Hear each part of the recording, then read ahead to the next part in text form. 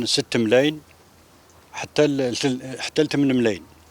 صدير كل واحد على حساب قال له الصوت على حساب الجريمه. يا خويا قدامك السلعه هذه راه دير من 75 حتى ل 95. أسعار المواشي باتت تثير دهشة المواطن الذي لا زال في رحلة البحث عن أضحية لإحياء شعيرة من شعائر الإسلام، إلا أن أسعار المواشي فاقت راتب الموظف المتوسط بضعفين أو 3 أضعاف. هذو الكبار هذو 95 هذو كاين هذا كيف حال هذا كاو ب8 هذا 75 هذا 75. احنا موالة ماناش تجار. المال هذا مربينه عندنا ولد عندنا وكبرناه عندنا كبر على الزرع.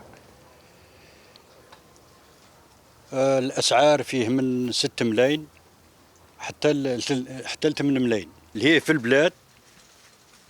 السومه اللي عطاوها لي في البلاد تاع الجمله راني نسلك بها هنا بالحبه.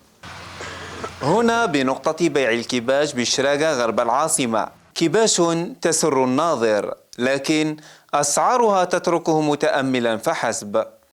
هذا ب7. شحال راح الحاجة هذا الله يبارك؟ هذا أنا نقول له 8 على 4 إن شاء الله. السنة هذا ب6. مشكل غلاء الأعلاف ومصاريف تربية المواشي رد قاطع يكرره الموالون على أنه سبب لارتفاع الأسعار. غالية حقا. أنا نحسن عونوا الأسعار غالية، وأنا يمكنني هو ثاني يحسن عوني العلف الماكلة نتاعها راهي غالية، وخاصة عام سنة العام هذا عام تاع جفاف. ما كانش المفلة في الأرض ما كانش. العلف شحال راه؟ العلف الزرع نتاع البلاد تاع بلادنا نتاع الجزائر هنا راه يدير 700 ألف القنطار وما كانش. الزرع نتاع كوبا اللي هم يجيبوه نتاع الخارج راه ب 600 ألف. الزرع راه ب 640 ألف القنطار. النزالة راهم يحسبوها لنا ب 440 حتى 460 ألف القنطار. الأسعار عندها عامين وثلاثة ملي طلعت، ماشي غير من العام اللي فات هاي طلعت الأسعار. وكل شيء يطلع ماشي غير الناس، كل شيء يطلع. المشاكل دائما نفسها كاع ما فهمت.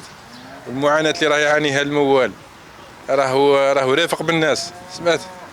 بين ارتفاع جنوني للأسعار وسيناريو الأعلاف يعود للواجهة مع اقتراب عيد الأضحى، إلا أن الجزائري لا زال يأمل أن يتقرب إلى الله بالأضحية رغم أنها اكتست عنوان الكبش لمن استطاع إليه سبيلا.